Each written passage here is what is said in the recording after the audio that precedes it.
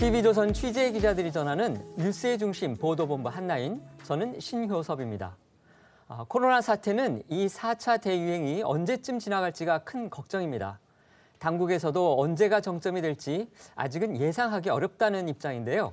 따라서 더 강한 방역 조치인 4단계 플러스 알파 가능성까지 제기되고 있습니다. 오늘도 보도본부 한나인 코로나 소식으로 시작하겠습니다. 거리두기 조치를 강하게 끌어올렸는데도 코로나 기세는 꺾일 줄 모르고 있습니다.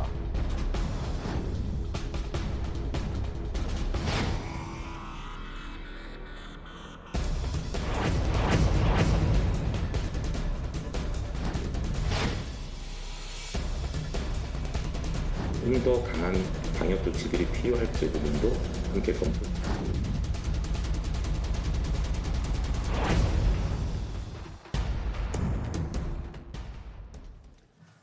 최고 수준의 확산세가 이어지면서 병역 당국이 추가 방역 조치 가능성까지 열어놓은 그런 상황이네요. 네, 그렇습니다. 수도권 사회적 거리두기 4단계를 시행한 지 3주차가 됐지만 일일 신규 확진자 수는 역대 최다 규모를 경신하고 있습니다. 어제 0시 기준 1,900명에 육박하는 역대 최다 환자가 나오는 등 이 델타 변이의 빠른 전파력이 강력한 거리두기 4단계 조치마저 뚫는 것 아니냐 우려가 나오면서 이 때문에 정부가 더 강한 방역 조치 검토를 시사한 겁니다. 네, 오늘 0시 기준 코로나 신규 확진자 수는 1,674명을 기록했죠. 역대 최다 기록을 갈아치운 어제 0시 기준보다는 200명가량 줄었지만 감소세라고 보기에는 어려운 상황입니다. 지난해 1월 국내 코로나 환자가 발생한 이후 네 번째 규모로 우려 수위는 여전히 높고요. 23일 연속으로 네 자릿수 확진 기록을 이어가고 있습니다. 네, 지난 일주간 일평균 지역 발생 확진자도 1,500명을 넘기고 있고 이 비수도권이 차지하는 비중도 12일째 30%대를 웃돌면서 이 전국화 양상을 보이고 있는데요. 서울 508명, 경기 460명 등 이 수도권 지역 발생만 1,000명대일 뿐 아니라 이 비수도권 역시 경남 9명, 부산 81명 등 총 570명의 환자가 나오면서 9일째 500명 이상을 기록하고 있습니다. 따라서 정부의 강력한 방역 조치 검토가 현실화될 수도 있는 상황입니다. 고강도 방역 조치에도 확산세가 잡히기는커녕 더 거세지는 양상에 이 방역둑이 무너진 것 아니냐는 우려도 나오기 때문인데요. 이 방역 당국에 따르면 현재 4차 대유행으로 이 전국의 거리두기가 강화됐지만 이동량은 오히려 증가했다는 분석이 나옵니다. 휴대전화 이동량 자료를 분석해 보니 지난주 주간 이동량이 직전 주보다 0.8% 증가했는데 이 수도권의 경우에는 1%, 비수도권도 0.7% 증가한 것으로 나타났습니다. 그러니까 이게 어떤 의미냐면 국민들의 방역 참여도가 정부의 기대와는 좀 반대로 가고 있다. 이렇게 볼 수도 있겠어요. 그렇죠. 여기에 이 모임을 자제할 것이라는 정부의 기대와는 달리 인원 기준에 맞춰서 사적 모임을 하는 양상이라는 말도 나옵니다. 이 수도권은 오후 6시 이후 모임 허용 인원을 2인으로 더 축소했지만 오히려 낮 시간대 모임이 활성화되는 풍선 효과가 발생하고 있다는 지적도 제기되는 겁니다. 그럼에도 정부는 거리두기에 동참해달라고 호소하는 것 외에는 뾰족한 수가 없는데요. 관련 목소리 들어보시죠. 7월 19일부터 25일 지난주 한 주간의 휴대폰 이동량은 전국 2억 2,600만 건으로 직전 주보다 0.8% 증가하여 거의 변동이 없었습니다. 이동량이나 이런 게 지금 줄지 않고 있기 때문에 조금씩 환자가 늘어날 가능성이 높고 그러다가 다시 2, 3천 명 단계로 가는 거죠. 따라서 정부는 더 강한 방역 조치 검토까지 시사한 상황인데요. 사실 지금 거리두기 4단계도 6시 이후 3인 모임 금지라는 역대 가장 강력한 수준의 모임 금지를 하고 있는 상황이라 여기서 더 강한 방역이라면 어떤 조치가 내려지게 될지 관심이 모이고 있는 상황입니다. 그러게요. 손 반장이 언급한 그 더 강한 방역 조치라는 게 뭔지는 아직 이제 밝혀지지는 않았어요. 또 구체적으로 정부가 설명을 한 것도 없고. 그런데 이제 보도를 보니까 다중이용시설 영업시간을 추가로 단축한다거나 아니면 사적 모임 인원 제한을 더 강화한다. 이런 얘기들이 나오더라고요. 네, 그렇습니다. 이 개편 후에 비수도권의 3단계가 개편 전에 2.5단계보다 훨씬 약한 만큼 3단계 플러스 알파, 4단계 플러스 알파로 다중이용시설 인원을 제한해야 한다는 전문가 일각의 지적도 나오고 있는데요. 또 일각에서는 통행 금지의 필요성도 언급이 되고 있는 상황입니다. 유럽 여러 나라에서 통행 금지까지 한다는 겁니까? 우리나라도 한다는 거예요? 네, 그렇습니다. 일단은 자정부터 새벽 4시까지 통행을 금지해서 불법 영업이나 또 불필요하게 돌아다니는 사람을 막아야 한다. 이런 주장도 일각에서 나오고 있는 건데요. 이 현실성이 없는 주장만은 아닌 게 이미 영업 제한에도 이 유흥업소 등의 불법 영업이 곳곳에서 발각되고 있습니다. 화면으로 보시겠습니다. 3층 룸. 사단계인 거 알고 계세요? 아는데 이거 어떻게 데리고 안 오는데 우리도 주사 다 맞고 다 했어요. 2차는 아니고 술 먹다 보면은 사람이 시간이라는 게 좀 딜레이가 될 수도 있는 거고 그런 것도 배려를 해야 되는데 둘이 들어왔다니까요. 진짜 범죄자 같아. 네, 여기에 이 록다운, 그러니까 봉쇄 얘기까지 나오는데요. 결국 바이러스는 사람을 통해 전파되기 때문에 어느 순간 조절이 되지 않는 상황이 온다면 이 봉쇄, 즉 물리적 대응밖에 방법이 없다는 겁니다. 그렇죠. 야간 통행 금지, 봉쇄 이런 상황까지 안 갔으면 좋겠지만 워낙 확산세가 잡히지 않으니까 이런 얘기들까지 나오겠죠. 네, 델타 변이의 이 강한 전파력도 이렇게 많은 확진자가 나오는 원인으로 꼽히고 있습니다. 대전 태권도장 관련 누적 확진자는 220명을 넘긴 상황으로 이 대전시 관계자에 따르면 환경 검체가 딱 한 군데 에어컨에서 나왔다고 합니다. 그러면 에어컨 바람이 200여 명한테 바이러스를 전파했다 이런 얘기인가요? 그렇게 볼 수도 있는 거죠. 델타 변이의 전파력이 얼마나 강한지 알 수가 있는 대목인데요. 그러네요. 하지만 그렇다고 해서 에어컨을 안 틀 수도 없는 일 아닙니까? 이 환기가 중요하다는 건 모두가 아는 사실이지만 최근 폭염이 이어지면서 에어컨을 계속 가동할 수밖에 없는 겁니다. 델타 변이의 무서운 전파력은 인천에서도 확인할 수 있었습니다. 확진자와 등진 다른 테이블에서 20분간 식사한 사람이 감염되기도 하면서 이 거센 전파력의 확진자 규모가 더 늘어나는 건 아닌지 방역 당국의 걱정이 큰 상황입니다. 거센 확산세에 어린이와 청소년 확진자가 빠르게 늘어나는 것도 문제입니다. 어제 중앙방역대책본부에 따르면 최근 1주간 발생한 19세 이하 일평균 확진자가 한 달 전보다 3배 가까이 증가했다고 하는데요. 전체 확진자에서 차지하는 비율도 늘어서 19일에는 20%에 달하는 등 확진자 5명 중 1명은 어린이나 청소년인 것으로 알려진 겁니다. 그 어린이나 청소년은 아직 정부가 계획하고 있는 백신 접종 대상자도 아니기 때문에 부모들의 걱정이 더 클 것 같습니다. 네, 이 19세 이하는 고교 3학년 등 일부를 제외하고는 대부분 백신을 맞지 않았습니다. 이 국내에서 백신 접종은 18세 이상이 대상이기 때문인데요. 방역당국은 위중증으로 악화하거나 사망에 이를 확률이 소아나 청소년은 좀 낮다고 보고 우선 접종 대상자로 분류하고 있지 않습니다. 어린이와 청소년이 감염 후 상태가 악화되는 사례가 드물다고는 하더라도 확진자가 계속 늘어나면 2학기 전면 등교 수업이 어려워지는 등의 문제가 또 생길 수도 있습니다. 또 문제는 어쨌든 이 나이가 어리다 하더라도 전파력은 있는 거죠. 그러니까 그 친구들이 걸리면 또 다른 사람들한테 전파할 수 있다. 이런 문제가 있는 거 아니겠습니까? 네, 그렇습니다. 그래서 이 한 전문가는요, 지금 당장 소아 청소년에 대한 접종을 하기는 어렵기 때문에 결국 성인 접종률을 높여서 이 소아 청소년을 감염으로부터 보호하는 것이 근본적 대안이라고 말하고 있는데요. 하지만 현재 국내는 이 불안정한 백신 수급으로 일반 국민들이 맞을 백신의 양이 아직까진 충분하지 않은 상황입니다. 네, 언급했던 것처럼 이 정부의 자신감과는 다르게 국내 백신 수급이 원활하지만은 않은 상황인데요. 불안하던 모더나 백신 공급이 결국 물량 생산 차질로 공급 일정이 조정되면서 모더나 접종 예정이던 50대 일부가 화이자로 접종이 변경됐고요. 모더나 수급 불안을 화이자가 메우게 되면서 화이자는 2차 접종 간격을 3주에서 4주로 늦추고 40대 이하의 접종도 장담할 수 없어지면서 정부가 예고한 11월 집단 면역 달성에 대한 우려가 제기되는 상황인 겁니다.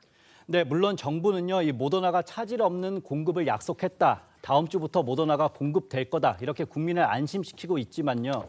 그리고 이전에 청와대가 이 문 대통령이 모더나 CEO와 화상 통화를 통해 2분기부터 총 4천만 회분의 백신 공급을 약속받았다고 했지만 실제 2분기에 들어온 백신은 11만 2천 회분, 그리고 이번 달 들어온 백신도 104만 회분으로 아직 전체 물량의 2.9%에 불과한 수준입니다. 때문에 이 국민의힘 의원은 이 대통령이 도입 시기를 2분기로 앞당겼다고 발표했는데 이쯤 되면 이 2분기를 2학기로 착각하고 있는 건 아닌지 궁금하다 이렇게 비꼬면서 이 여당 인사들을 향해서도 이 차라리 김호란처럼 백신 급하지 않다고라고 말하지 그랬어라는 이 해시태그로 우회 비판하고 있는 상황입니다. 이 백신 수급과 관련한 야권의 비판도 꾸준히 이어지고 있는 상황인데요. 관련 목소리 한번 모아봤습니다. 국민 생명을 양치기 정부에 맡겨야 하겠습니까? 정부의 코로나19 사태 이후 백신 관련 거짓말은 끝이 없습니다. 문재인 대통령께서는 작년 말 모더나 CEO와의 화상통화로 국민을 안심시켰습니다. 그런데 그것마저 쇼였나 의심하는 사람들이 생겼습니다. 문 대통령께서 연말에 모더나 CEO와 화상통화를 했습니다. 2분기부터 총 2천만 명분 확보 청와대가 발표를 했죠. 그 백신은 지금 어디 있습니까? 문 대통령께서 약속하신 모더나 백신은 언제 들어오는 겁니까? 이런 가운데 송영길 더불어민주당 대표가 이 모더나 백신 공급 지연에 대한 국민 우려를 안심시키려다가 이 비밀 유지 협약을 어겼다는 논란까지 제기됐습니다. 송 대표가 어제 한 라디오 방송에 출연해서 이 다음 주 130만에서 140만 도즈를 받는 것으로 얘기가 됐다. 이 8월 850만 회분은 예정대로 들어온다. 이렇게 구체적으로 수치를 언급했는데요. 그간 방역 당국은 백신을 제대로 확보하지 못한 것 아니냐는 비판 여론 속에서 이 제약회사와의 이 비밀 유지 협약을 내세워서 백신 도입 물량, 일정, 가격 등에 대해서 함구해 왔는데 여당 대표가 이를 나서서 어겼다는 논란이 불거진 겁니다. 관련한 목소리를 모아봤습니다. 7월 달에는 1,000만 회분의 도입 일정이 어느 정도 주간 단위 일정이 나와 있는 상황입니다. 다만 이제 제약사하고의 비밀 유지 협약 때문에 구체적으로 물량과 시기를 제공하기는 좀 어렵고 구체적인 내용과 물량 등에 대해서는 어떤 비밀 유지 협약에 의해서 가능한 시점에서 가능한 내용을 그렇게 공개드리도록 하겠습니다. 그 월별 모더나 백신의 총량은 제약사와의 비밀 유지 협약에 따라서 총량을 공개하지는 않고 저희가 원래 25일 75만 도스, 30일 121만 도스에서 196만 도스를 받기로 한 게 지금 이제 연기가 되게 된 거죠. 그래서 어제 권덕철 장관께서 그 모더나 존 루퍼 부회장과 생산 책임자와 긴급히 영상 회의를 했습니다. 그래서 일단 130만에서 140만 분 정도를 다음 주에 제공받는 것으로 이야기가 됐어요. 때문에 방역 당국에서는 송 대표의 발언에 유감을 표한 상황입니다. 정확하게 정해지지 않은 부분들이 다른 경로로 공개된 것에 대해서 중대부는 유감을 표한다면서 이번 일이 페널티도 가능한 사항이라고 설명했는데요. 때문에 국민의힘에서는 논평을 통해 백신 수급 계획을 그토록 제시해달라고 해도 비밀 유지 협약을 이유로 함구했던 게 정부 여당인데 정작 여당 대표가 방송에서 버젓이 공개해버리니 어안이 벙벙하다면서 송 대표의 입이 또다시 화를 자초했다고 비판했습니다. 네, 그런데요, 이 만약 비밀 유지 협약을 위반했다고 판단돼 한국 정부가 이 페널티를 받게 되면 어쩌면 제약사가 공급을 중단할 수도 있고요. 이 공급이 중단되더라도 대금은 그대로 지불해야 될 수도 있습니다. 그러니까 돈만 주고 백신은 못 받을 수도 있다는 그런 겁니까? 네, 그렇습니다. 네, 그래서 방역 당국의 목소리 한번 들어보겠습니다.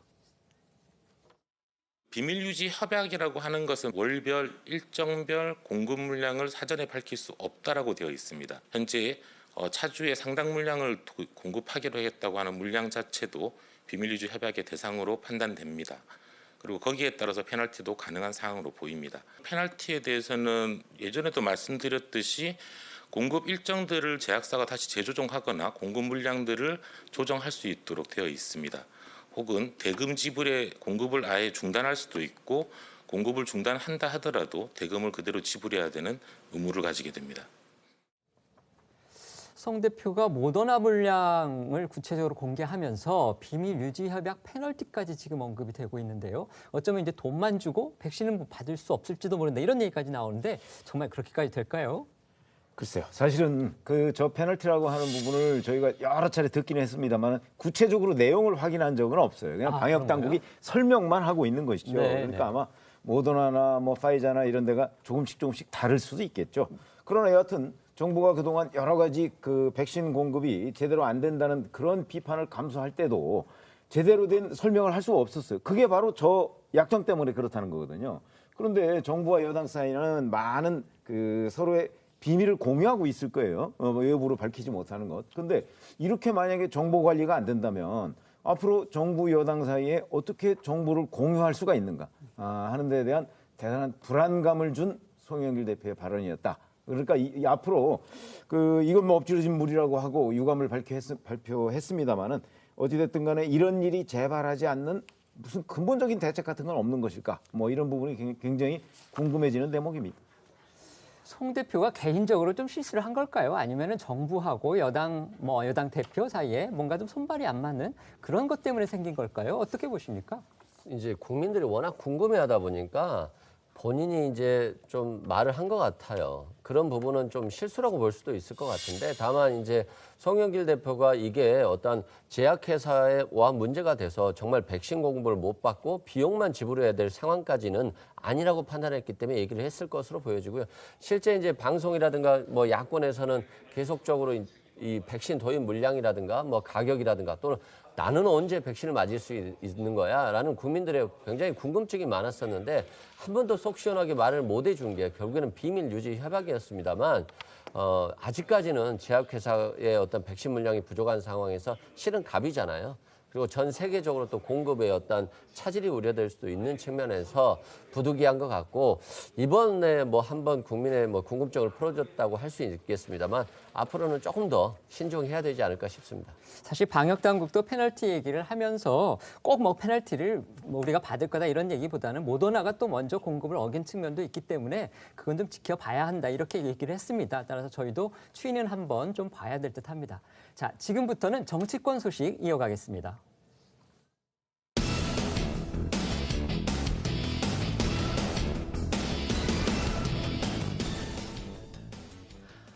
오늘 오전에 나온 속보부터 좀 짚어보시죠. 네, 오늘 오전 야권의 대선 주자들이 일제히 찾은 곳이 있습니다. 바로 청와대 앞 분수광장입니다. 오늘 오전 8시부터 청와대 앞 분수대 광장에서는 국민의힘 최다선인 정진석 의원이 김경수 전 지사와 드루킹 일당의 댓글 조작 사건과 관련해서 문재인 대통령의 사과를 요구하며 1인 시위를 벌이고 있습니다. 지금 보시는 바로 저 모습인데요. 대통령님, 민주주의 파괴한 드루킹 대선 여론 조작 왜 모른 척 하십니까? 사과하십시오라고 적힌 팻말을 들고 1인 시위를 시작했습니다. 정 의원은 그동안 드루킹 특검을 재개 혹은 연장해야 한다는 윤석열 전 검찰총장과 같은 주장을 했던 그런 분이죠? 네, 그렇습니다. 또 정 의원은 국민의힘 소속 의원들의 단체 대화방에서도 이 드루킹 주범을 민주법정에 세워야 한다면서 릴레이 시위를 제안하기도 했었습니다. 네, 오늘 정진석 의원의 1인 시위에는 안철수 국민의당 대표와 박진 국민의힘 의원, 최재형 전 감사원장 등 야권의 대선 주자들이 대거 찾아왔습니다. 또 윤석열 전 검찰총장 역시 정진석 의원의 시위 현장을 찾았는데요. 들어보시겠습니다. 오늘로 문재인 대통령 무건 수행 8일째입니다. 지난 대선 드루킹과 김경수의 범죄는 세계 민주주의 역사상 가장 큰 규모의 최악의 여론 조작 사건입니다. 민주당에서는 지난 대선 어차피 문재인이 당선됐을 거라고 주장하는데 정말 천만의 말씀입니다. 이 정권은 정통성이 훼손된 게 아닙니다. 처음부터 정통성은 존재하지 않았습니다.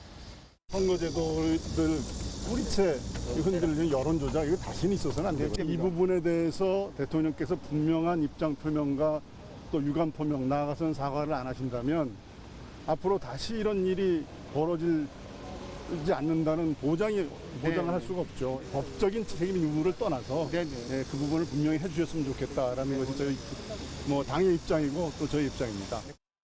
우리 정진석 의원님의 이 말씀은 너무나도 당연한 말씀이고 저도 이 입장을 적극 지지합니다. 대법원 최종 확정 판결이 난 이상 여기에 대해서는 입장 표명과 앞으로 어떻게 할 것인지 국가의 최고 책임자로서 국민들께 입장을 표명해야 된다고 저도 생각하고 있습니다. 여론 조작의 그 측면에서는 국정원 댓글 사건하고는 비교가 안 되는 것이기 때문에 국정의 최고 책임자로서 반드시 입장을 표명하셔야 된다고 저는 생각하고 있습니다. 네, 방금 보신 내용을 조금 정리를 해보면요. 안철수 대표는 이 자리에서 지난 대선 때 이뤄진 드루킹과 김경수 지사의 범죄는 세계 민주주의 역사상 가장 큰 규모 최악의 여론조작 사건이라면서 대한민국 모두가 피해자다 이렇게 말을 했고요. 최재형 전 원장은 정진석 의원에게 응원의 메시지를 전한 뒤 기자들에게 민주주의의 근간이라고 할 수 있는 선거제도를 흔드는 여론조작 사건은 절대 안 된다. 이 부분에 대해서 대통령께서 분명한 입장 표명과 유감 표명 또 사과를 하지 않으면 다시는 이런 일이 벌어지지 않으리라는 보장이 없다고 했습니다. 윤석열 전 총장도 정진석 의원의 얘기는 너무 당연하다면서 정 의원의 입장을 적극 지지한다고 밝혔습니다. 대법원의 최종 확정 판결이 난 이상 대통령이 국가 최고 책임자로서 입장 표명을 해야 한다는 겁니다. 김경수 드루킹 사건은 과거 국정원의 댓글 사건과는 비교도 되지 않는다 이런 주장도 다시 한번 강조를 했습니다. 오늘 야권 대선 주자들이 이제 공개적으로 대통령, 소위 드루킹 조작 사건과 관련해서 대통령의 책임을 추궁하면서 뭔가 좀 해명을 하든지 사과를 하든지 이런 요구를 일제히 내놨거든요. 그리고 이철희 정무수석이 오늘 1인 시위 현장에 나왔다고도 하던데 청와대가 무슨 반응을 보일까요? 글쎄요. 과거에 보면 국정원 댓글 사건 때 문재인 대표가 박근혜 대통령이 최대 수혜자다. 그러니까 입장을 밝혀라. 이런 요구를 한번 한 적이 있죠. 사실 그거하고 거의 지금 비슷한 상황이 역전되는 상황이 발생을 한 겁니다. 그래서 이제 청와대에서도 나름 곤혹스럽기도 할 것이고 그렇다고 이 부분에 관해서 대통령이 사과의 카드를 꺼내 들었을 때는 아마도 그러면 책임의 일부분을 또 인정하는 것 아니야라는 그런 이제 우려를 지금 청와대는 하고 있을 거예요. 저는 이철희 정무수석이 그 현장에 나와서 저렇게 하는 거는 그냥 의례적인 행위라고 보고요. 아마 청와대는 이 부분에 관해서 별다른 입장을 밝히지 않고 그냥 시간이 약이다 이런 식으로 넘어가기만을 바라지 않을까. 왜냐하면 그렇지 않을 경우에 제2차, 3차의 그 야당 공격이 저는 예상된다고 봅니다. 네네. 그런 점에서 본다면 아마 청와대는 별다른 반응을 보이지 않을 것이다. 저는 이렇게 예상합니다. 오늘 나온 여론조사도 짚어드리겠습니다. 리얼미터가 오마이뉴스 의뢰로 조사한 결과입니다. 윤석열 전 총장의 지지율 하락세가 잦아들었다는 점이 눈에 띄는데요. 윤 전 총장 지지율이 27.5%, 지난 조사보다 0.3%포인트 소폭 하락했지만 하락세는 멈췄다, 둔화됐다 이런 분석들이 나옵니다. 이재명 경기지사는 지난 조사 대비 0.9%포인트 하락한 25.5%였고요. 윤석열, 이재명 두 후보는 오차범위 내에 있습니다. 이낙연 전 대표는 지난 조사 대비 0.4%포인트 오른 16%로 3위 자리를 지켰습니다. 이어 최재형 전 감사원장, 홍준표 의원, 추미애 전 장관 등이 오차범위 내에서 각축전을 벌이고 있습니다. 지금 보여드리는 이 조사는 지난 26일과 27일, 그러니까 이번 주 월요일과 화요일에 조사된 내용인데 바로 직전인 일요일에 이 만남이 있었습니다. 영상 보시겠습니다. 네 글자로 표현하겠습니다. 대동소이입니다. 정권 교체 또 그리고 대한민국을 바로 세운 일에 저희가 같이 할 일이 많다. 저는 이렇게 느꼈습니다. 제가 어떤 길을 이제 선택해야 될지 결정의 그 시간도 이제 다가오고 있는 거로 저는 생각하고 있습니다. 제가 결정할 때까지 시간을 좀 가지고 저를 좀 지켜봐 달라고 제가 말씀을 드렸고 우리 대표님께서도 쾌히 공감을 하셨고 자주 소통하면서 제가 또 많이 배우려고 합니다. 그러니까 이준석 대표하고 윤석열 전 검찰총장이 상당히 화기애애 내지는 뭔가 뜻을 좀 맞춘 것처럼 보이는 그런 회동을 한 다음인 이번 주 월요일, 화요일 조사한 결과다. 그래서 더 눈길이 간다. 이런 말이죠. 네, 그렇습니다. 그러니까 이 대표와 윤석열 전 총장의 치맥 회동 이후에 입당 불확실성이 어느 정도 해소되면서 윤 전 총장의 지지율이 안정된 거 아니냐 이런 분석도 나옵니다. 이 대표 역시 일요일의 회동이 월요일과 화요일을 거치면서 여론조사 결과로 반영될 것이다. 이렇게 전망을 한 바가 있습니다. 또 리얼미터도 이 주 120시간 근무, 대구 방문에서의 밀란 발언 등 이 윤 전 총장이 일단 설화가 있기는 했지만 이준석 국민의힘 대표와의 치맥 회동으로 향후 행보와 관련한 불확실성을 제거하며 하락세에 제동을 걸었다. 이렇게 분석을 했습니다. 네, 이 가상 양자 대결도 보겠습니다. 윤석열 전 총장과 이재명 지사의 양자 대결에서 윤 전 총장이 40.7%, 이 지사가 38.0%로 오차 범위 내 접전이었습니다. 윤석열 전 총장과 이낙연 전 대표가 맞붙었을 경우엔 각각 42.3%와 37.2%로 격차는 오차범위 밖이었습니다. 다시 한번 정리해보면 윤석열, 이재명의 경우에는 40.7% 대 38.0%, 윤석열, 이낙연의 경우에는 42.3% 대 37.2%였군요. 네, 그렇습니다. 이 민주당 대선 주자 중 가장 적합한 인물로는 이재명 지사가 32.8%, 이어 이낙연 전 대표가 23.0%로 뒤를 이었고요. 추미애 전 장관이 8.3%, 박용진 의원이 6.1%, 정세균 전 총리가 4.1%, 김두관 의원이 1.6%였습니다. 이재명 지사가 32.8%, 이낙연 전 대표가 23.0%. 이거는 오차 범위도 바뀌고 또 차이가 꽤 있어 보이는데요. 네, 그런데 또 하나 주목해야 되는 대목이 있습니다.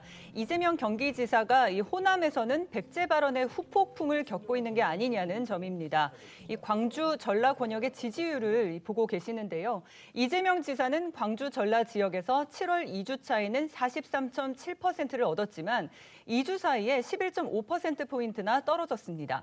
이낙연 전 대표와 정세균 전 총리 등이 이재명 지사의 백제 발언을 지역주의적 발언, 호남 불가론으로 규정하면서 거세게 비판을 했고, 반면 이재명 지사 측은 이낙연 전 대표에 대한 덕담을 지역주의 발언으로 왜곡했다며 맞서고 있었는데 이 과정에 대한 호남 민심이 반영된 것인지 관심을 모으고 있습니다. 맞아요. 어제도 이재명, 이낙연 두 주자는 백제 발언 가지고서 또 붙었거든요. 네, 그렇습니다. 네거티브를 자제하자는 후보들 간의 원팀 협약을 마치자마자 또 이 백제 발언으로 토론회에서 입씨름을 벌였습니다. 들어보시죠. 이재명 후보께 그 백제 발언에 관해서 좀 정리를 해드릴까 싶어서요. 저를 만나셨을 때 백제 발언은 없었다는 말씀도 드립니다. 어떻거든 좋습니다. 좋은데 지역은 우리 사회의 상처입니다. 저는 이낙연 후보님의 진심을 믿습니다. 그러나 저를 지역주의로 공격하기 위해서 지역주의의 망령을 끌어낸 것에 대해서는 책임을 지실 필요가 있다고 생각합니다. 사실을 왜곡해서 공격하는 것은 이걸 흑색선전이라고 합니다. 네, 오늘 발표된 호남 지지율을 보면 일단 이재명 지사가 후폭풍을 맞은 것으로 볼 수는 있는데 이 호남 지지율 추이가 민주당 경선에서 어떤 흐름을 가져올지도 잘 보셔야 될 것 같습니다. 다만 이재명 지사의 백제 발언이 부정적인 효과만 가져왔는지는 또 향후 여론조사 추이를 지켜봐야 한다는 전문가들의 분석도 있습니다. 이 호남에서의 지지율은 하락했지만 대신 영남권과 무당층에서는 외연 확장 효과가 있지 않겠느냐는 겁니다.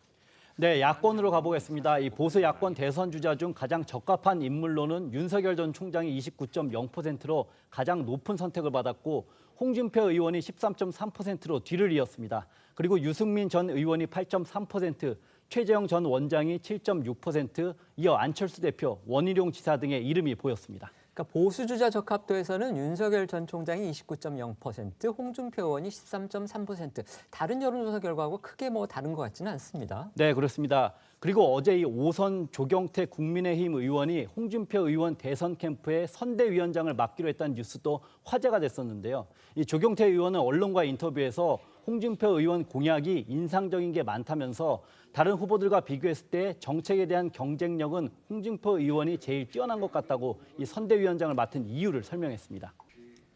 최근에 윤석열 전 총장과 관련해서 좀 지지도에 별로 좋지 않은 요인 그런 걸로 지적되는 것들이 좀 있었죠. 가령 대구에서의 밀란 발언이라든지 그다음에 120시간 노동 발언 이런 것들이 있어서 지지율이 계속 하락하는 거 아니냐 이런 얘기가 관측이 있었었는데 지금 저희 기자들이 리포트한 그런 거를 보면은 좀 하락세가 멈춘 것 같은 그런 느낌도 들거든요. 그렇게 봐야 할까요?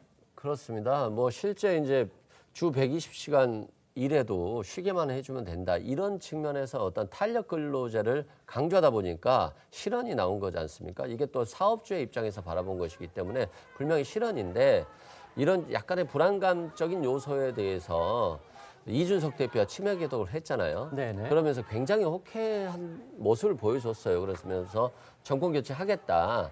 그리고 입당할 건데 시간의 문제일 뿐이다는 이런 취지의 뉘앙스를 보여줬기 때문에 아무래도 야권 후보를 지지하는 국민들 입장에서 보면은 굉장히 불안감이 해소됐다는 측면에서 보면 대안이 없잖아요. 실제 지금 현재로서 봤을 때는 그런 측면에서 어떤 지지율이 유지된 것 같고 다만 또 그 뒤 행보를 보면 오세훈 시장, 박영준 시장, 부산시장과 서울시장을 만났잖아요. 그러면서 자신이 이 승리에 기여했고 또 부산 의원들과 함께 부산을 지역을 순회했잖아요. 이런 거 보면 이미 대선 후보로 선출될 것 같은 어떤 안정감적인 모습을 보여준 측면이 있습니다. 그렇기 때문에 지지율이 방어가 됐다고 보고 또 한편으로 바라보면 이재명 지사 입장에서 보면 윤석열 총장의 지지율 유지가 또 좋은 뉴스가 될 수도 있다는 생각이 들어요. 본선 경쟁력 측면에서 보면 자신이 우위에 있다라고 했는데 이 윤석열 전 총장이 여권의 어느 후보에게도 지는 어떤 지지율이 나오면서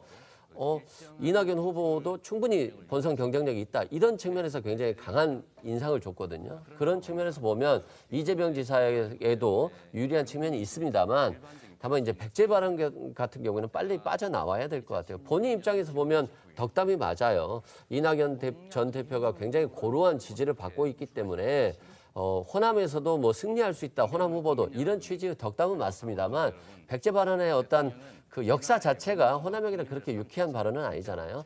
빨리 호남 백제 발언에서 빠져나와서 다시 이제 본인의 어떤 경쟁력 있는 부분들을 보여줘야 될 필요성이 있어 보입니다. 백제 발언 관련해서는 우리 최 의원님께 좀 자세히 여쭤보려고 하는데요. 그 이재명 지사의 백제 발언이 나오고 난 다음에 과연 이제 민주당의 핵심 지지 기반인 호남의 여론이 어떻게 변할 것이냐 상당히 관심이 많았었거든요. 근데 비록 이제 이게 하나의 여론조사이기는 하고 또 표본이 제가 알아보니까 181명 호남의 경우에 광주 전남북을 합쳐서 그랬다고 하기 때문에 표본 자체가 그렇게 많지는 않지만 어쨌든 이것도 이제 과학적으로 인구 비례로 추출한 거니까 또 의미가 있지는 않겠습니까? 따라서 이렇게 봤는데 지금 오늘 이번에 나온 호남 여론조사 결과 결국 이재명 지사는 이제 좀 떨어지고 이낙연 전 대표는 또 약간 오르고 이런 게 나왔는데 어떻게 평가해야 될까요? 그걸 이제 저희가 일반적으로 보면 이런 추세가 맞을 것이다 이렇게 짐작을 할 수가 있어요. 그런데 지금 말씀하셨듯이 이게 전국조사잖아요. 네네. 전국조사 중에 이제 호남 지역만 떼면 샘플이 181명밖에 안 된다고요. 그러니까요. 그러니까 네. 정확하게 추이를 알려면 사실은 호남 지역만 별도로 조사를 해야 되는 것이 맞는데 뭐 지금 이런 조사밖에 없으니까 이제 조금 사태를 좀 더 지켜봐야 된다. 뭐 이거는 이제 분명한 얘기인 것 같고 다만 이제 이 호남 그 백제 발언이라고 하는 것이 결국은 본선하고 달리 이제 경선에서만 본다면 민주당의 호남 출신 유권자들이 굉장히 많잖아요. 당원들이. 그렇죠. 권리 당원들도 많고요. 특히 호남과 수도권에 많거든요. 네네. 자, 이렇게 본다면 이것이 이재명 지사로서는 아마 경선에서는 상당히 불리한 요소로 작용을 할 것이고 대신 본선에서는 그게 유리한 요소로 작용할 수도 있겠다. 그렇게 봅니다. 그런 관점에서 본다면 경선에서는 이낙연 대표한테 다소 유리하고 백제 발언이 근데 본선에서는 이재명 지사한테 조금 더 유리하지 않을까. 네. 저는 이렇게 분석하고 있습니다. 이런 가운데 최근 캠프 인선을 충원하면서 새 분리기에 나선 윤석열 전 검찰총장이 이달 초에 이미 이 사람을 만난 것이 확인이 됐다고 하는데요. 누군지 보겠습니다. 입당이 늦어져가지고 윤 전 총장 지지율이 빠지는 거다 이 얘기도 있는데 그렇게는 안 보세요? 윤석열 총장이 빨리 자기를 갖다가 이 서포트해 줄 수 있는 팀을 빨리 구성을 해야 돼요. 근데 만났으면 내가 여러 가지로 많이 얘기를 갖다가 좀 해줬을 텐데. 아니 가서 도우실 생각은 혹시 없으세요? 모르면은 조언을 해줄 수 있어도 내가 뭐 직접 거기 가서 뭐 같이 뭘 하거나 그러진 않을. 알겠습니다. 그리고 김종인 위원장님은 제가 가까운 시일 내에 한번 만나 뵙겠다고 얘기했거든요. 네. 한번 좀 휴가를 하신 모양인데 다녀오시거나 이러면 한번 될 생각입니다. 그러니까 아직 안 만난 줄 알았는데 이미 만났었다. 이런 보도가 나온 거군요. 네, 중앙일보 보도 내용을 중심으로 좀 전해드리면요. 윤 전 총장은 이번 달에만 2번에 걸쳐 김 전 위원장을 만나서 조언을 구했다고 합니다. 7월 4일이 그러니까 첫 만남이었다고 해요. 네, 이 두 사람한테 좀 확인을 해보니까 약속을 하고 만난 건 아니고 각자 일행이 있었는데 우연히 식당에서 좀 마주쳤다고는 하는데요. 이 두 사람의 만남이 예사롭지가 않은 이유는 최근 윤석열 캠프에 이른바 김종인 키즈들이 합류했기 때문이죠. 그렇죠. 그래서 이제 김종인 전 위원장이 뭐 묵인을 했다거나 아니면은 뭐 또 그걸 뭐 지시까지는 아니었겠지만 시켜서 한 거 아니냐 이런 해석들까지 사실 나왔었거든요. 네, 특히 중앙일보에서는 이 김종인 비대위에서 대변인을 지냈던 국민의힘 윤희석 전 강동갑 당협위원장이 최근 김종인 전 위원장으로부터 윤석열 캠프에 들어가라 이런 말을 듣고 바로 윤석열 캠프에 들어가서 대변인을 맡았다 이런 소식통에 전원이 실렸습니다. 윤희석 전 대변인이 김 전 위원장에게 앞으로의 거취를 상의하자 우리가 윤석열을 도울 수밖에 없다. 네가 윤석열 캠프에 가라. 윤석열밖에 대통령이 될 사람이 없다. 이렇게 이야기를 했다는 겁니다. 김종인 전 위원장은 캠프에 가면 대변인을 맡는 게 어떠냐고 권했고 윤희석 전 대변인은 알겠다, 준비하겠다고 답했는데 실제로 그 직후에 윤석열 캠프에 합류해 대변인 역할을 맡았다는 전언입니다. 윤석열 전 총장 캠프 측 그리고 최재형 전 원장 캠프 측의 목소리도 이어서 들어보겠습니다. 정권 교체를 위한 도저히 불가능한 상황이다라고 얘기를 하면서 선을 딱 걷다면 위원장과 가까이 정치 철학을 공유하면서 활동해 왔기 때문에 윤석열 캠프에 쉽게 합류하기는 어려웠을 거다. 이 정도까지만 말씀을 드리고 있는 겁니다. 김종인 위원장과 가까운 분들이 이렇게 대거 포진했다는 것은 이거 윤석열 전 총장 입장에서는 결국 김종인 전 위원장과의 협업 내지는 동업 내지는 뭐 그런 그 관계로 갈 가능성이 있지 않겠나. 저는 그런 좀 생각이 드네요. 네, 그래서 상황이 이렇다 보니 정치 신인인 윤석열 전 총장이 김종인 전 비대위원장을 이 캠프 좌장으로 영입하는 게 아닐까 이런 궁금증이 생기시는 분들도 많으실 텐데요. 이 흥미로운 점은요, 김종인 전 위원장은 윤석열 전 총장뿐만 아니라 최재형 전 감사원장도 만났다는 겁니다. 이 만남은 지난 7일이었다고 하는데요. 최 전 원장의 부친이 바로 세상을 뜨기 바로 그 전날이었습니다. 당시 강원도 평창에 머물다가 상경한 이 최 전 원장이 김종인 전 위원장을 만났고 이 김 전 원장이 그 자리에서 권력 의지가 있느냐, 이 대선 레이스를 완주할 것이냐 이런 취지의 질문을 했는데 최 전 원장은 이 국가를 바로잡겠다는 뜻을 갖고 정치를 하겠다, 끝까지 완주하겠다 이런 생각을 밝혔다고 합니다.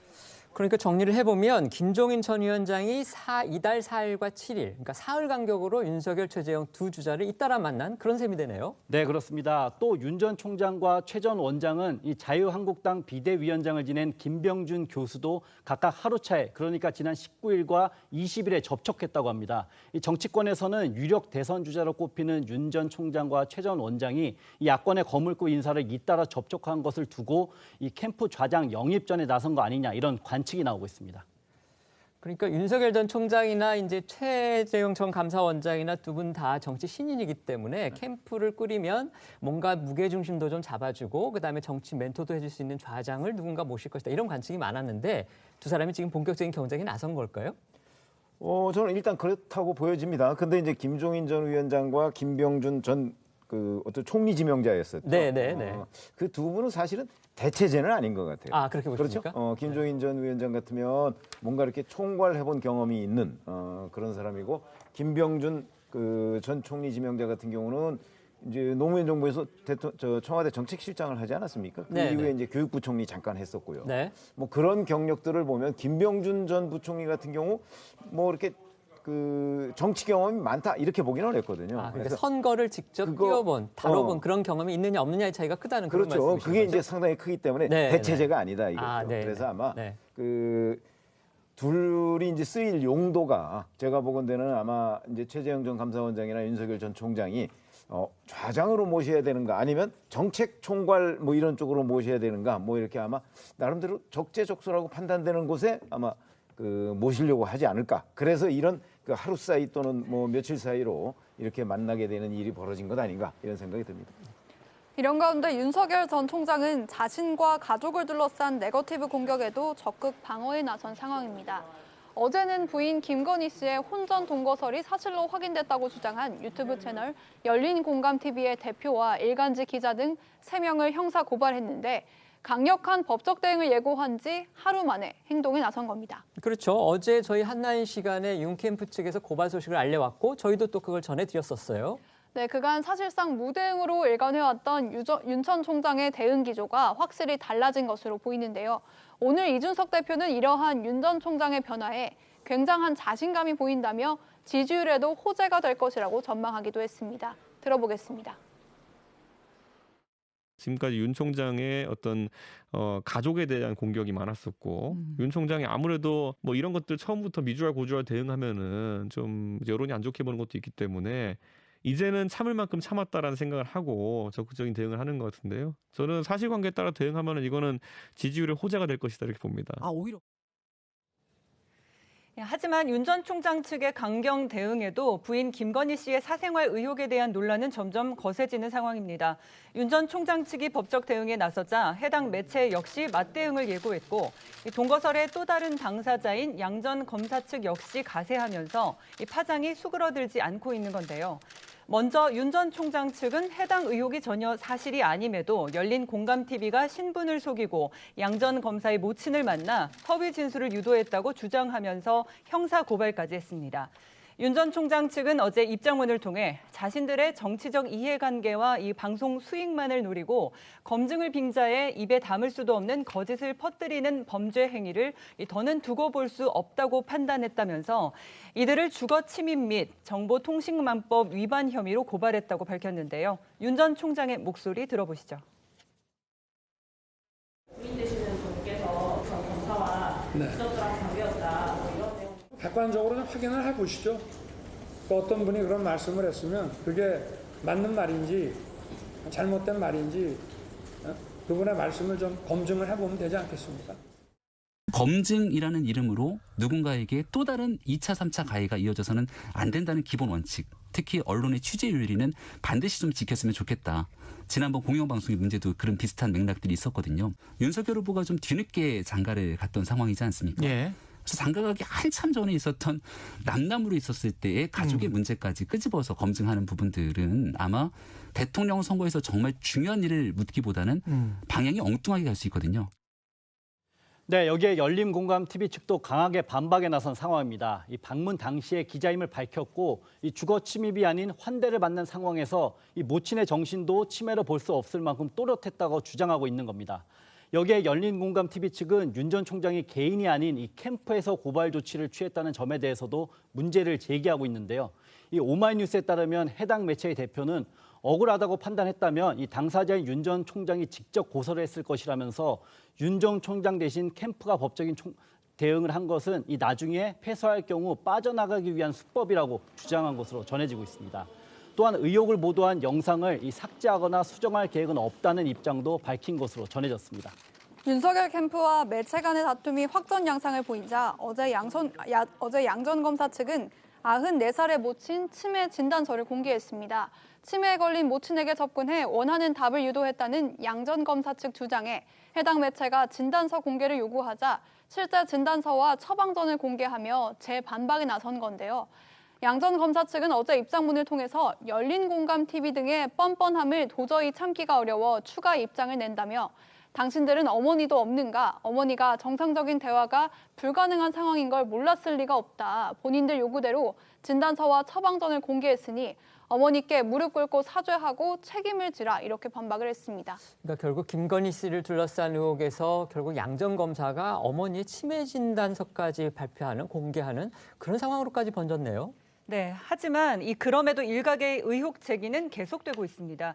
어제 방송인 김어준 씨는 자신이 진행하는 TBS 라디오에서 양 전 검사의 모친이 실제 치매 증세가 있을 수 있는 연령이라고 하면서도 한 가지 해명이 필요하다며 또 다른 의혹을 제기했는데요. 직접 들어보시죠. 사실 이런 이슈는 대선 후보의 부인 이슈로 등장하는 법이 없는데 소위 이제 줄리 인터뷰로 본인이 먼저 언급하는 바람에 검증 때 스스로 이슈를 올려버린 셈이 됐어요. 그렇지 않았다면 아마 이게 기사가 되기 굉장히 어려운 사안인데 제가 한 가지 이제 해명이 필요하다고 생각하는 대목은 아무 사적 관계도 아니라고 했지 않습니까? 그리고 치매라고 하셨는데 어떻게 양 검사 모친이 젊은 시절 김건희 씨의 개명하기 전 이름을 알고 있느냐? 네, 지금 들으신 것처럼 이 김어준 씨는 치매인 양 전 검사의 모친이 김건희 씨의 개명 전 이름을 어떻게 알고 있느냐며 이 의문을 제기했고 해당 의혹이 이슈화가 된 건 김건희 씨가 직접 해명에 나섰기 때문이라는 취지의 주장도 덧붙였습니다. 그러니까 김건희 씨 본인이 언론의 인터뷰를 통해서 인터넷 매체였죠. 인터뷰를 통해서 그 문제를 처음에 꺼냈던 거. 그거에 책임이 있는 거다. 이런 식으로 지금 김어준 씨는 주장을 하고 있는 거네요. 네, 그렇습니다. 그런 주장인데요. 하지만 오히려 윤 전 총장은 이 부인 김 씨의 그때 언론 인터뷰가 나간 이후에 공개적으로 아내에 대한 미안한 마음을 밝힌 바가 있는데요. 이런 가운데 어제 서울 종로의 한 골목에는 김건희 씨를 비방하는 내용의 벽화가 등장해 또 다른 논란을 낳고 있습니다. 지금 보시는 그림인데요. 첫 번째 그림에는 금발의 여성 얼굴과 함께 줄리의 꿈, 영부인의 꿈이란 문구등이, 그리고 두 번째 그림에는 인터넷상에 나도는 각종 루머들이 연도별로 적혀 있습니다. 해당 벽화는 지난달 이 건물에 새로 입주한 한 중고 서점 대표 A씨가 의뢰해 제작한 것으로 알려졌는데요. 조선닷컴은 서점 관계자를 통해 A씨에 대한 인터뷰를 요청했으나 A씨는 거절한 것으로 전해졌습니다. 서울 한복판에 이렇게 윤 전 총장을 비방하는 벽화에 등장해 여야 지지자들과 네티즌들은 엇갈린 반응을 보이고 있습니다. 오늘 오전 벽화 앞에는 보수 지지자들의 차량도 등장했습니다. 이렇게 보시는 것처럼 벽화 앞을 차량으로 가로막은 건데요. 반면 일부 친문 네티즌들은 해당 벽화를 두둔하는 상황입니다. 김어준 씨가 운영하는 딴지일보 게시판에는 벽화를 소개하는 글이 올라오자 용감하다, 존경한다, 성지순례 갈 거다 등의 댓글이 줄을 이었고 직접 서점에 지지 방문도 하고 있는 것으로 전해지는데요. 연합뉴스에 따르면 경찰이 만일의 사태에 대비해 현장 인근을 지키고 있는 것으로 전해집니다. 여야 정치권에서도 여러 말들이 나왔겠죠? 네, 그렇습니다. 당장 야권을 중심으로 비판의 목소리가 쏟아졌습니다. 특히 어제 윤 전 총장을 향해 공개 회동을 제안했던 최 전 원장이 더러운 폭력이라며 강하게 비판하고 나섰습니다. 최 전 원장은 자신의 페이스북을 통해 표현의 자유라는 이름으로 민주주의를 퇴행시키는 행위를 용인해서는 안 된다며 대선에서 후보자 본인과 주변인에 대한 검증은 필요하지만 넘지 말아야 할 선이 있다고 했습니다. 이렇게 최 전 원장이 엄호에 나선 것은 윤 전 총장이 경쟁자라는 점을 떠나서 당장 김 씨를 겨냥한 행위 자체가 용인할 수 없는 인격 살인이라고 판단했기 때문으로 보입니다. 또 최 전 원장은 애초부터 근거 없는 의혹 제기나 일방적 네거티브 등 이 정치권의 기존 문법에 강한 문제의식을 가졌다는 게 측근들의 전언이기도 했습니다. 관련해서 어제 김영우 전 의원의 이야기도 한번 들어보겠습니다. 전혀 저희는 입장이 없습니다. 우리 원장님은 다른 주자들에 대해서 이렇게 이야기하는 거 굉장히 안 좋아해요. 그래서 우리 원장님이 워낙 확고한 생각이 있으시다 보니까 저희로서는 원장님을 참 존경하면서도 캠프 간의 경쟁 아닙니까? 솔직히 어떤 때는 참 고지식하시다 이런 생각도 좀 합니다. 좋은 의미로. 김미애 국민의힘 의원 역시 페이스북을 통해서 해당 벽화는 표현의 자유로 보호받을 수 없는 범죄 행위이자 심각한 명예훼손이라고 지적했습니다. 또한 국민의힘 소속 김근식 교수는 이재명 지사를 언급하며 반박에 나섰는데요. 바로 옆 건물에 스피커를 달아서 이 지사의 형수 욕설을 계속 틀고 여배우 스캔들을 풍자하는 벽화를 그리면 뭐라 할까라면서 야당 지지자들은 그런 짓은 하지 않는다고 꼬집은 겁니다. 그러면서 김 교수는 아무리 자유라지만 정치적으로 편향된 주장을 공개적인 장소에서 일방적으로 확산하는 건 민주시민의 덕목을 스스로 포기하는 것이라고 했습니다. 제가 두 패널께 공통 질문을 좀 드리고 싶은데 먼저 최 의원께 먼저 드리겠습니다.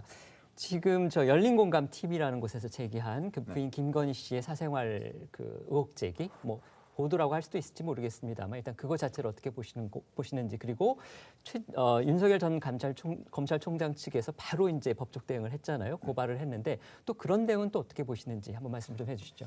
글쎄, 근데 이런 부분은요. 어차피 김건희 씨가 이제 인터넷 매체와 인터뷰를 통해서 줄리 의혹에 대해서 해명을 하지 않았다고 할지라도 저는 시간 문제지 언젠가는 여권의 누군가로부터 공격을 받았을 거라고 생각하고요. 그러니까 지금 김어준 씨가 마치 본인이 이걸 촉발한 거라는 식으로 얘기하는 거는 좀 전후가 뒤바뀐 얘기다. 김건희 씨의 책임론 말씀. 김건희 씨 책임론요. 그런 것이고, 그다음에 열린공감 TV에 나온 것을 보면 사실은 우선 반론이 제대로 없어요 거기에.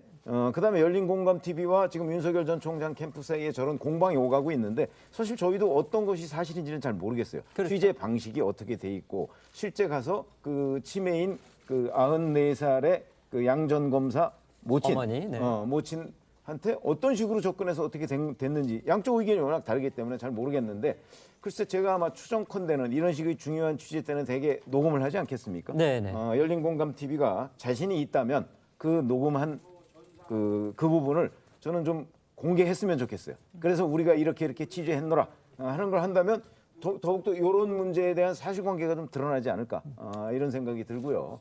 앞으로 이런 문제가 이거 외에도 여러 가지가 있을 거예요. 그런데 이런 부분을 하나 지적하고 싶은데 보니까 또 월간조선 기자가 이 부분을 취재한 게 있더라고요. 거기를 보면 사실은 양 전 검사 측 본인과 그 부인, 그다음에 윤 전 총장 부인, 장모 뭐 이쪽 집안하고는 굉장히 잘 안다는 거 아니에요. 그 부인까지도 굉장히 잘 안다는 거거든요. 뭐 그렇다면 과연 그런 상태에서 두 사람의 동거가 가능했겠느냐? 뭐 그것도 그 월간조선 취재에 뭐 결론을 내린 건 아닙니다만은 그런 지적이 있습니다. 거기까지 따지면 그런 부분에 대한 이 외곽 정황 취재 같은 것이 열린 공감 TV에서는 전혀 안 하고 그저 그 양 전 검사의 모친 그것도 이제 뭐 치매가 있다고 그 처방전 보니까 뭐 몇 등급인지 뭐 그런 것들은 분명하지는 않지만 여하튼 치매는 분명해 보여요. 그렇다면 그런 사람한테 얘기한 걸 그걸 전적으로 믿고 의혹을 제기한 것이 과연 뭐 맞는 얘기냐, 취재 윤리나 이런 거에 합당한 얘기냐 이런 부분에 대해서는 충분히 의문을 제기할 수 있는 겁니다. 아까 그 녹취 부분은 지금 유튜브에 이쪽에 편집본으로 올라와 있다고는 하거든요. 그러니까 제가 말씀드리는 게 그건데 처음에 어떻게 접근해서 어떤 질문을 던져서 어떤 답변이 나왔는지를 전모를 공개해야지 자기네들이 짜깁기식으로 그렇게 공개하는 거는 그거는 우리가 100% 믿기는 어려운 거죠. 보시는 거고요. 그럼요. 네. 변호사님 어떻게 보세요? 근데 뭐 미혼의 남녀가 동거하는 게 무슨 문제가 있겠어요? 근데 문제는 양 전 검사는 가족이 있었다는 거잖아요. 그럼 불륜의 문제가 되는 것이고 물론 간통죄에 대한 형사처벌은 폐지됐습니다만 그렇다 할지라도 뭐 혹여 이제 영부인이 될 수도 있는 문제이기 때문에 당연히 그 부분에 있어서는 도덕성 검증은 이루어져야 된다고 생각합니다. 또한 지금 이 사건에 있어서 조금 논점이 흐려진 부분이 있다고 보여지는데 실은 이제 모친이 치매였는지 또는 동거를 했는지 이 부분이 실은 저는 쟁점이라고 생각하지 않습니다. 그다음에 또 열린공감 TV의 어떤 이런 취재 행위 자체가 그렇게 적절하다고 보여지지도 않아요. 이런 부분이 오히려 사실관계가 왜곡되는 현상으로 갈 수도 있다는 생각이 드는데 제가 궁금한 건 이런 거예요. 양 전 검사가 지금 문제되는 것들이 결국에는 스포츠센터 관련한 것이거든요. 장모 최 씨가 정 씨와 스포츠센터를 동업을 했고 그래서 52억이 벌었는데 이거 26억 합의서에 따라 달라고 했더니 이 합의서는 강요에 의해서 작성됐다는 거였잖아요. 그리고 그 강요에 의해서 작성됐다는 사건이 이긴 계기가 법무사 백 씨가 이거 강요에 의해서 작성됐다라고 했거든요. 그런데 이 백 씨가 항소심에서 증언을 번복하잖아요. 아니다. 이건 내가 실은 최모 씨한테 2억과 아파트를 바꿔서 위증을 한 거다라고 하거든요. 그렇다고 보면 일반적인 수사는 위증 수사가 돼야 되는 게 원칙이에요. 그런데 이 사건에서 법률적 조언을 해주고 돈을 받았다고 해서 변호사법 위반으로 구속이 되거든요. 그래서 이 과정에 있어서 혹시 양모 전 검사가 관여한 게 아니냐 이런 의혹이 나오고 있고. 그러니까 일종의 검사로서의 직권남용 이런 부분이 사실은 요체가 돼야 된다 이런 말씀이시죠? 그렇습니다. 그리고 이 장모 최 씨가 양 전 검사 쪽에 해외에 있는 그 가족에게 2,200만 원 정도를 송금했다는 의혹이 있거든요. 그렇다고 한다면 정말 2,200만 원을 송금했는지 그리고 법무사 백 씨에게 2억과 아파트를 줬는지 이런 부분들에 대한 해명을 해야 되는데 자꾸 동거 문제로 가는 건 이건 좀 검증이 오히려 흐려지는 부분이다라고 말씀드립니다. 네, 그런데 여권에서는 윤 전 총장의 부인 김건희 씨의 사생활에 대한 검증 역시 이 대권 후보 검증의 일환이라는 주장이 나오고 있습니다. 민주당 대선 주자 김두관 의원은 오늘 한 라디오에 출연해서 윤 전 총장의 부인 김건희 씨의 동거설과 관련해 20대 대한민국 대통령 후보인 사람은 그가 누구라도 가족이든 가까운 친척이든 본인이든 이렇게 검증하는 건 당연하다고 말했습니다. 공인이 되고 국가를 경영할 대통령 후보기 때문에 주위 가까운 친인척과 여러 가지 현안들에 대해서 국민들이 알고 싶어 한다는 건데요. 김 의원의 목소리 들어보시죠.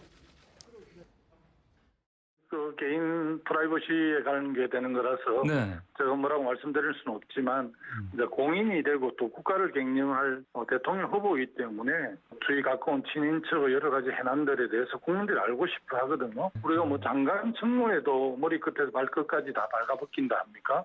그럴 정도로 엄중하게 하기 때문에 20대 대한민국 대통령 후보인 사람은 그가 누구라도 뭐 가족이든 가까운 친척이든 본인이든 이렇게 검증하는 거는 당연하다고 생각을 합니다. 이런 가운데 잠시 뒤 2시부터 국민의힘 이준석 대표가 당사에서 대선 경선 후보자 11명을 초청해 간담회를 가질 예정입니다. 국민의힘 대선 주자들이 한자리에 모이는 건 오늘이 처음인 거죠? 네, 그렇습니다. 11명이 모두 자리에 모이는데요. 김태호, 박진, 안상수, 유승민, 윤희숙, 원희룡, 장기표, 최재형, 하태경, 홍준표, 황교안 이렇게 후보자 11명이 참석을 하고 1명이 불참을 한 상황입니다. 불참을 하는군요. 윤석열 전 총장은 어제 최재형 전 감사원장의 공개회동 제안에서 즉답을 피했고 또 국민의힘 주자들끼리는 오늘 또 간담회를 한다고 그래요? 그렇습니다. 윤석열 캠프 측에서 오늘 내놓은 입장 들어보겠습니다. 최재형 후보가 윤석열 후보를 만나자고 했는데 만나자고 한 의도는 좀 보이고 어떻게 보세요? 1대1로 이제 나도 대접받고 싶다 윤석열과 뭐 이런 의도인 것 같은데. 최재형 후보님 훌륭하신 분입니다. 네, 그리고 국민의힘의 입당에서 여러 정치 행보들을 잘 펼쳐나가고 계시고 또 지난번 첫 번째 행보에서도 봉사활동하시면서 여러 행보들을 잘 이끌어 가실 거라 보고요. 윤 후보 입장에서는 최재형 후보든 또 국민의힘의 여러 대선 주자든 유력한 정치인이든 만나자고 하는 사람들의 연락들이 계속 올 텐데 언제든지 적절한 때와 시기가 오면 그분들을 다 만나지 않겠습니까? 다만 지금은 부산의 민생 현장도 다녀오면서 여러 사람들의 목소리를 특히 국민의 목소리를 경청하고 이 내용을 담고 있는 그런 시간이니만큼 후보의 시간도 좀 존중해 줬으면 좋겠다는 생각입니다. 저희는 윤석열 후보의 시간이 끝난 줄 알았는데 아직도 안 끝났나 봅니다. 지금 김병민 대변인이 그렇게 얘기를 하는데 이거 무슨 뜻일까요? 이제 거의 끝나가는 거죠. 원래 6월 29일 날 이제 정치 참여 선언을 해가면서 민심 경청하는 기간을 갖겠다고 했어요. 그럼 그 기간이 이제 언제까지냐 그랬는데 전에 사퇴했던 이종훈 전 대변인 말에 따르면 1, 2주 정도를 얘기했었거든요. 그 당시에요? 그 당시에. 그런데 지금 3주도 지났어요. 그리고 이제 광주, 대구, 대전 그다음에 이제 부산까지 갔다 왔잖아요. 그러면 이제 대략 끝나가는 것처럼 보여요. 이제 수도권만 남은 거 아닙니까? 그런데 뭐 수도권은 뭐 특별히 뭐 민심 경청하러 다닐 이유도 없고 평상시에 자주 다니는 데니까 그렇게 보면 대략 본인이 6월 29일 날 얘기했던 그림 이제 그 마지막 순간이 좀 오는 거 아닌가 저는 그런 생각이 들어요. 그때 방침이 그 민심 경청을 마치고 나서 국민의힘 입당 여부를 결정하겠다 이렇게 돼 있는데 그 25일 날 이준석 대표와 만나서는 뭐 한 걸음 다가갔다. 결단의 시간이 다가오고 있다. 이렇게 얘기를 했거든요. 그런 점을 본다면 그리고 부산에서도 뭐 국민의힘 소속인 박형준 시장하고 만나고 그다음에 국민의힘 소속 의원들과 점심 식사를 하고 뭐 이런 것들을 보면 사실상은 뭐 입당한 모습과 크게 다름이 없다. 전 이렇게 보죠. 그렇다면 뭐 이제 본인의 스케줄대로 그 국민의힘과 어떻게 할 것이냐 하는 부분을 저는 뭐 임박하지 않았을까 입장 발표가 이렇게 생각을 합니다. 네, 이렇게 본격적으로 대선 전국에 진입하고 있는 가운데 또 수면 위로 떠오른 박원순 전 서울시장과 조국 전 법무부 장관 관련 소식도 유심히 지켜봐야 할 것 같습니다. 사실 조 전 장관 문제는 그동안 계속 나왔었어요. 그런데 박원순 전 서울시장 문제 같은 경우는 그동안은 좀 수면 아래에 있었던 그런 느낌이었는데 어떤 계기로 이게 불거진 거죠? 네, 이제 어제 박원순 전 서울시장 유조 측 법률 대리인인 정철승 변호사가 페이스북을 통해서 일부 언론이 피해자 측의 주장을 마치 확정된 사실처럼 표현하고 있다면서 한 언론사 기자를 상대로 사자 명예훼손죄 소송을 추진하겠다고 밝힌 건데요. 해당 기자가 박 전 시장의 성폭력이 명백하게 밝혀졌다는 취지로 기사를 보도한 것이 악의적인 허위사실 적시로 사자 명예훼손에 해당한다는 판단인데요. 정철승 변호사는 박원순 전 시장 아내 강난희 씨와 나눈 통화 내용을 거론하면서 사자 명예훼손죄 추진에 대해 강 씨가 언젠가 때가 올 거라고 생각하고 기다려왔다고 답했다고 전했습니다. 네, 그러자 임승호 국민의힘 대변인은 어제 논평을 통해서 이 권력형 성범죄의 심각성을 보도한 언론사의 재갈을 물림과 동시에 피해자가 또다시 그날의 고통을 떠올리게 하는 시도에 심각한 우려를 표하지 않을 수 없다고 밝혔습니다. 또 조선일보 보도에 따르면 이 국민의힘 대선 주자인 윤희숙 의원은 이 사자 명예훼손을 내세워 피해자에게 2차 가해를 할 경우엔 이 수사 기록을 공개해야 한다고 주장했다고 전했고요. 이 강민진 청년정의당 대표도 페이스북을 통해서 이 소송 진행 자체가 2차 가해가 될 것이 뻔히 예상되는 상황이라고 우려의 목소리를 내기도 했습니다. 하지만 더불어민주당은 이 같은 논란에도 아무런 입장을 밝히지 않았는데요.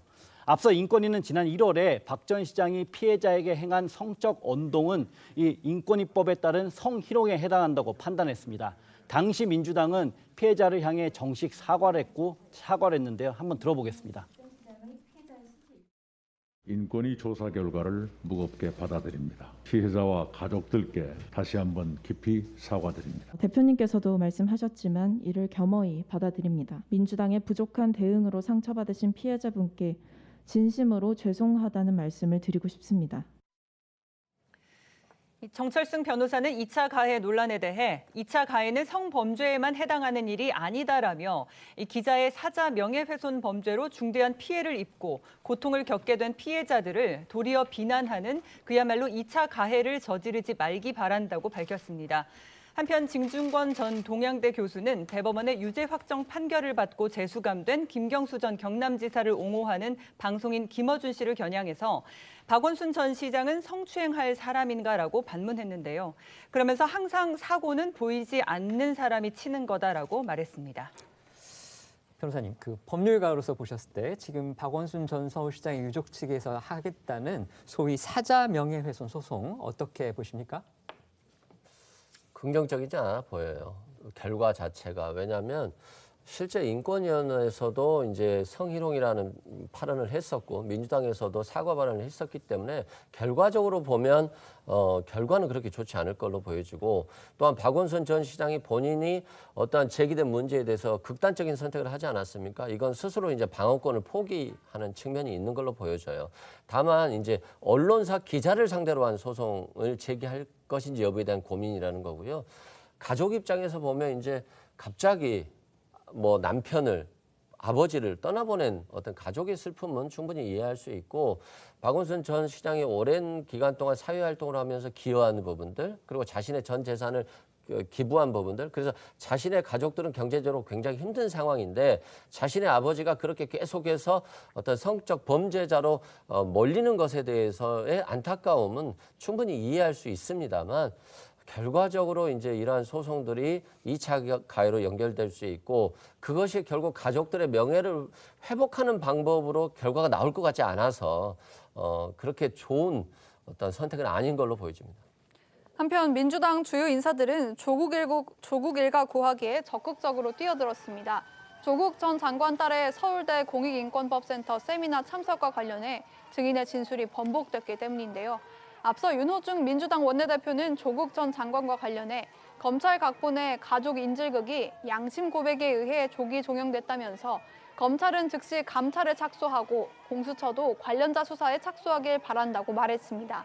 또 윤건영 민주당 의원은 오늘 라디오 인터뷰를 통해서 대선 후보 검증 기준은 딱 조국처럼만 하면 된다고 말했는데요. 관련 발언들 모아봤습니다. 장 씨 가족과 조국 가족은 모두 같은 검찰 권력 남용의 피해자들입니다. 검찰은 저열하게도 가족을 인질로 삼아 장 씨에게 허위 진술을 강요했고 조국 전 장관에게는 검찰 개혁을 멈출 것을 강요한 것입니다. 3차 조사가 있던 날 장 씨는 오전 9시 35분에 검찰청에 도착했으나 조사는 오후 1시 5분에 시작되었다고 기록되어 있고, 점심시간을 제외하고도 2시간 반 정도 사전 면담을 했다라고 기록이 되어 있습니다. 지난 23일 법정에서 장 씨는 이 사전 면담에서 20분 동안 서울대 세미나 동영상을 보았다라고 증언했습니다. 그렇다면 기록이 없는 약 2시간 동안 검사는 증인과 어떤 대화를 했나요? 기록을 남길 수 없는 이유, 즉 조문이 아니다라고 위증할 수밖에 없도록 어떤 압박이 있었을 것이다 라고 한 합리적 의심이 드는 대목입니다. 최근에 이제 조국 전 장관 수사 과정에 대한 이야기들이 많이 나오지 않습니까? 딸의 친구에 대해서 검찰 수사를 11번 받았다고 하더라고요. 장관도 아니고 딸도 아니고 딸의 친구까지 이렇게 조사를 하는 게 온당한 거냐, 상식적인 거냐라는 생각이 들고요. 저는 이번 기회를 통해서 대선 후보 검증의 기준이 완벽하게 만들어졌다고 생각합니다. 어떤 점에서요? 조국만큼만 하면 됩니다. 더도 말고 덜도 말고 조국만큼만 하면 되고요. 이 부분에 대해서는 윤석열 전 총장도 더 이상 뭐 아무 말도 못할 거라는 생각이 듭니다. 알겠습니다. 조 전 장관 딸 친구가 조 전 장관 딸이 서울대 세미나에 참석했느냐를 놓고 이제 당초에는 참석하지 않은 것처럼 그렇게 증언을 했다가 이제 뭐 참석한 게 맞다 이런 식으로 좀 번복을 했기 때문에 이 일이 지금 벌어지고 있는 거거든요. 그러다 보니까 이제 여당에서는 윤석열 전 검찰총장이 총장 재직 시절에 했던 그 수사는 물론이고 재판조차도 지금 잘못됐다 이렇게 지금 공세를 펴고 나오고 있는데 어떻게 보십니까? 그런데 이제 조국 전 장관 딸 친구 장 씨죠. 네. 그 장 씨가 정경심 교수 재판에 나와서는 사실은 2009년 5월 15일 그 서울대 공익인권법센터 세미나에 못 봤다 이렇게 얘기를 했거든요. 네. 그거는 뭐 명확하게 판결문에 나와 있습니다. 근데 이번에 이제 번복했다는 것은 조국 전 장관 관련 그 재판이에요. 그러니까 먼저는 정경심 교수 재판, 네. 지금은 조국 전 장관 재판인데 여기에 와서는 이제 뭐 90% 정도 그 사진 속의 여성이 그 조국 전 장관 딸이 맞는다. 지금 이렇게 얘기하는데 그건 또 90%란 말이죠. 거기서는 또 그렇게 얘기하고 이제 나중에 나중에 또 페이스북에서는 네, 완전히 맞는다 이렇게 맞다. 얘기했는데 네. 그럼 그동안에는 계속해서 이 장 씨로 보이는 사람과 그다음에 조국 전 장관 딸이 그 바로 옆자리에 앉은 것처럼 돼 있었어요. 근데 그 부분도 또 이게 안 맞아요, 앞뒤가. 네, 그렇기 때문에 자, 이게 진술을 과연 명확하게 바꾼 것이냐 하는 부분이 이제 하나의 논점이 될 수가 있고요. 그다음에 그럼 5월 15일 날 만약에 참석했다고 하면 그러면 서울대 공익인권법센터에서 발급했다는 그 인턴 확인서가 그럼 진짜가 되는 것이냐? 여기는 또 별개의 차원이거든요. 그렇죠. 네. 근데 네. 그게 정경심 교수의 판결문, 1심 판결문을 들여다보면 설령 5월 15일 날 왔다 할지라도 과연 그 인턴 확인서를 그 공식적으로 발급했다고 믿을 만하냐 하는 부분에 대해서 여러 가지 그거 아니다라고 전부 다 부인한 게 있어요. 판결문에 그렇게 돼 있습니까? 판결문에 그렇게 돼 있습니다. 네. 그런 점으로 본다면 그 만약에 5월 15일 날 설령 참석을 했다고 쳐도 그것도 지금 불분명하지만 그렇더라도 과연 인턴 확인서가 그 인턴을 제대로 하고 발급받은 거냐 이 부분은 별도로 따져봐야 될 문제다 이렇게 생각합니다. 네, 여권의 대선 레이스 소식도 전해드리겠습니다. 어제 민주당 대선 주자들은 한 자리에 모여서 이 원팁 협약식을 열고 이 페어플레이를 다짐했습니다. 그런데 불과 몇 시간 뒤에 열린 본 경선 첫 TV 토론회에서 후보들은 다시 날선 공방을 이어갔는데요. 이재명 지사는 이낙연 전 대표를 향해서 과거 약속도 안 지키고 청렴에 문제도 있다며 여러 문제가 있는 분에게 갑자기 대통령을 맡긴다고 청렴과 실력을 내겠느냐고 지적을 했습니다. 이에 대해 이낙연 전 대표는 문 대통령도 칭찬한 실력이라고 반박했습니다. 어제 나온 발언들 모아봤습니다. 과거에 약속도 안 지키고 과거에 중요한 일을 했지만 한 일도 별로 없어 보이고 또 청년 문제에 대해서 여러 가지 문제가 제기되는 분이 만약에 갑자기 대통령이 됐다고 해서 갑자기 약속 잘 지키고 갑자기 청렴해지고 갑자기 실력을 낼 수 있겠냐 이런 의문이 있습니다. 저의 어떤 것을 지적하시는지 짐작은 되지만 잘 납득이 안 가는 것도 있습니다. 저의 친인척에 어떤 문제가 있는지 모르겠습니다. 모든 것 다 공개할 용의가 있습니다. 제가 어느 자리에 가건 성과를 내지 못하고 일 못했다는 얘기는 듣지 않고 살아왔습니다. 오죽했으면 대통령께서 저 퇴임하던 날 재난재해 대처 경험을 책으로 한번 써보라 하는 권유를 하셨을 정도였습니다. 한편 정세균 전 총리는 이낙연, 이재명 두 후보 간 너무 치열하게 네거티브성 토론을 하는 바람에 지지자들의 걱정이 매우 커서 정리하지 않고 넘어갈 수 없다며 노무현 전 대통령의 탄핵 찬반 여부에 대한 이낙연 전 대표의 명확한 입장을 요구했는데요. 직접 들어보시죠. 노무현 대통령 탄핵과 관련해가지고 당시의 언론은 우리 그 이낙연 후보가 찬성적으로 돌아섰다라고 동아일보가 명시적으로 보도를 했거든요. 최근에 탄핵안에 반대했다 이렇게 말씀을 하셨어요. 진실은 무엇인지 좀 분명하게 밝히는 게 좋을 것 같습니다. 네, 거듭 말씀드리지만 탄핵에 반대했습니다. 네, 그러시고 그 당시에 민주당 내부의 고통을 잘 이해하실 겁니다. 네, 그것 때문에 제가 말하지 않았던 것이고요. 네, 그렇습니다. 좀 모호한 것 같은데. 네, 알겠습니다. 네, 그리고 어제 TV 토론의 질문 중에서 경선 과정에서 나를 서운하게 한 후보가 있느냐고 묻자 이재명 지사와 이낙연 전 대표는 모두 있다라고 답했는데요. 두 후보를 서운하게 한 후보가 누굴지 화면으로 만나보시죠. 첫 번째 질문입니다. 경선 과정에서 나를 서운하게 한 후보가 있다. O, 없다. X. 들어주시죠. 이재명 후보 있습니까? 누구라고 콕 집어서 말할 수 있습니까? 뭐 굳이 집어서 말씀드릴 필요는 없을 것 같습니다. 이낙연 후보 있으시다는데 누군지 콕 집어 말하실 수 있나요? 말 안 할래요. 말 안 하시겠습니까? 나중에 더 야단 맞을 것 같으니까요. 네. 짐작하는 대로입니까? 원팀 협약식이라는 걸 했는데도 역시 이제 대선 주자들 간에는 아직도 좀 앙금이 남아 있는 것 같고요. 또 어제 토론에서 실질적으로 물론 뭐 그게 검증일 수도 있지만 네거티브에 가까운 그런 공방전이 또 있었다고 해요. 이건 좀 어떻게 전개가 될까요? 이제 좀 사그라들 수 있을까요? 어떻게 보십니까? 그나마 원팀 협약식을 했기 때문에 어제 정도 수준에서 멈춘 게 아닌가 싶고요. 실질적으로 이제 1, 2위 경쟁이 치열해지다 보니까 자신의 어떤 모습을 보여주기 위해서 계속 이런 네거티브 공방도 하고 검증도 하는 건데 결과적으로 어떤 정책적인 토론회가 더 되면 좋은데 정책이 어떤 국민의 관심이라든가 언론의 관심을 조금 받지 못하는 측면이 있어요. 그러다 보니까 꼭 검증이나 네거티브를 한 방으로 어떻게 터뜨리려고 하는 게 있는데 어떤 부득이한 요소인 것 같고 그럼에도 불구하고 원팀 정신을 유지하면서 검증의 기준을 높여주는 게 국민들께도 또 후보자들 본인에게도 좋지 않을까 싶습니다. 네, 알겠습니다. 저희는 1분 뒤에 다시 돌아오겠습니다. 오늘 준비한 소식은 여기까지입니다. 저희는 내일 오후 1시에 더 핫한 소식으로 찾아뵙겠습니다. 시청해 주셔서 고맙습니다.